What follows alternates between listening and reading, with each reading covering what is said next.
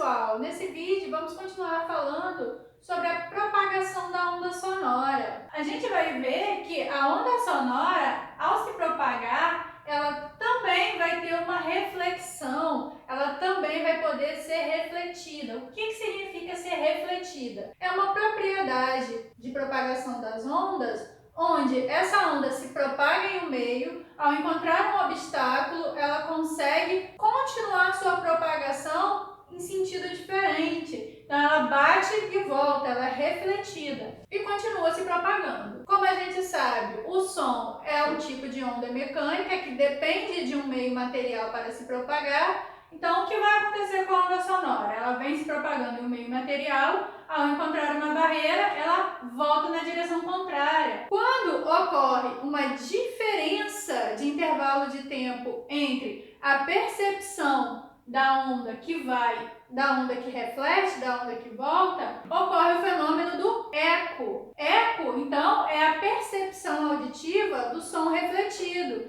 É quando ocorre uma diferença de intervalo de tempo entre a propagação dessas ondas, da onda incidente, da onda original que estava se propagando, com a onda refletida. Nesse desenho aqui eu tenho uma representação disso, uma pessoa falando e na frente dela tem uma barreira, por exemplo, uma montanha, uma pedra bem alta. Quando você fala em direção a esse obstáculo, o som que vinha se propagando no meio ar, ao encontrar uma barreira que tem um meio diferente do ar, né, a constituição da pedra, por exemplo, ela vai refletir, ela vai bater nesse obstáculo e vai voltar no sentido inverso e vai continuar se propagando. Como eu falei, no caso do eco, se o intervalo de tempo entre a percepção do ouvido humano, entre essa onda que vai, dessa onda que volta, for no mínimo igual a 0,1 segundo, então para o intervalo de tempo de no mínimo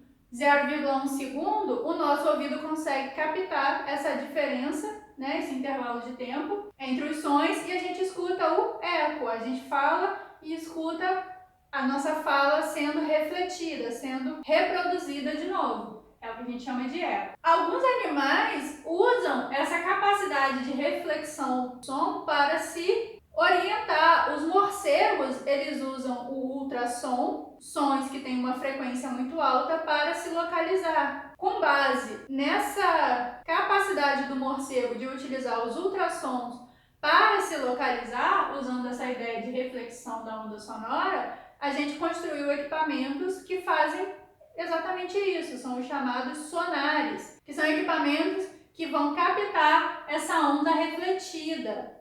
Por exemplo, no oceano, se a gente quer detectar o que tem ali naquele solo, ou se tem cardume de peixes, ou um submarino, a gente pode usar o sonar. Ele vai emitir uma frequência de onda. Se essa onda encontrar uma barreira, a reflexão, a volta dessa onda vai ser detectada de novo pelo sonar. E a gente vai ter uma noção da distância que esse obstáculo está. Se ocorrer fenômenos onde o intervalo de tempo entre a onda original e a onda refletida voltar for muito maior do que 0,1 segundo, esse fenômeno do eco a gente vai chamar de reverberação. Essa reverberação é o prolongamento do som original. Então, quando a gente escuta um eco que fica repetindo aquele som várias vezes, a gente tem ali um fenômeno de reverberação. Quer dizer que o intervalo de tempo entre a onda original ir e a refletida voltar é muito maior do que 0,1 segundo. O eco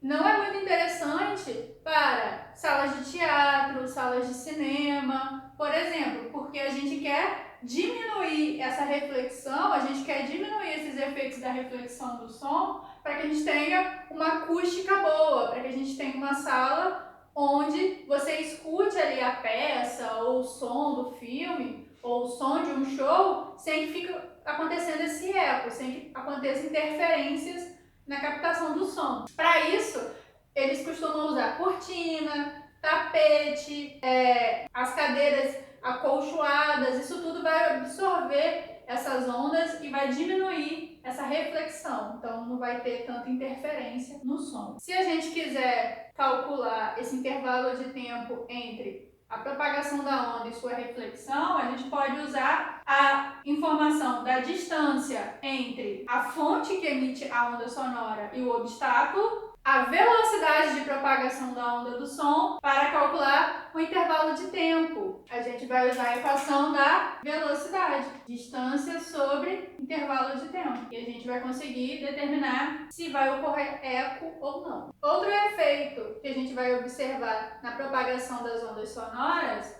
é o efeito Doppler. O que é o efeito Doppler? Quando a gente tem uma fonte sonora, então uma fonte que produz a onda sonora, em movimento, em relação a quem observa, a quem escuta esse som, pode ocorrer uma variação da percepção da altura desse som, dependendo do movimento da fonte. Por exemplo, quando uma ambulância com a sirene ligada passa por a gente na rua. Aquele veículo, ele é uma fonte sonora, já que ele está com a sirene ligada, então ele está emitindo som. Ele está emitindo uma onda sonora. Ele é uma fonte que está em movimento. A ambulância está com a sirene ligada em movimento. Então é uma fonte sonora se deslocando. Se a gente está parado na calçada, essa fonte se aproxima da gente, a gente vai escutar esse som cada vez mais alto à medida que a ambulância se aproxima da gente. Se essa ambulância estiver se afastando, a gente vai escutar esse som da sirene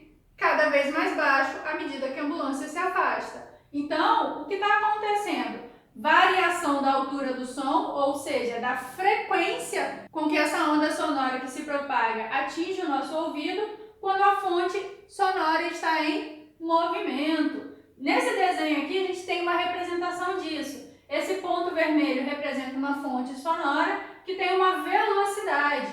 Para um observador à sua direita, que vê essa fonte se aproximando, essa fonte sonora se aproximando de quem vai captar esse som, a frequência vai ser cada vez maior, portanto a altura do som percebida vai ser cada vez maior. Mas para uma pessoa que está à esquerda dessa fonte, a fonte está se afastando. Então a frequência com que essa onda vai chegar a essa pessoa à esquerda vai ser cada vez menor.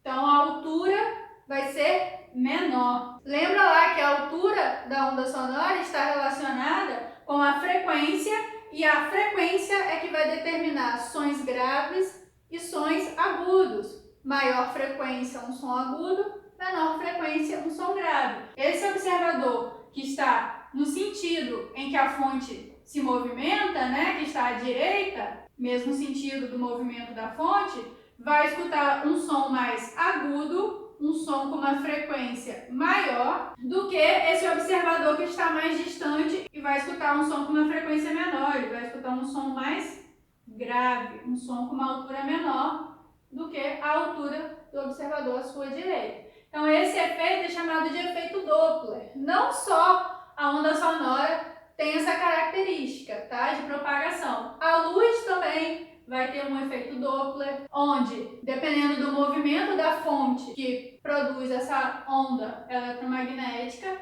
a percepção da altura do som vai mudar. A gente utiliza o efeito Doppler, por exemplo, para fazer exame. Existe um exame médico chamado de Doppler, que vai usar esse efeito aqui na hora de analisar o corpo humano.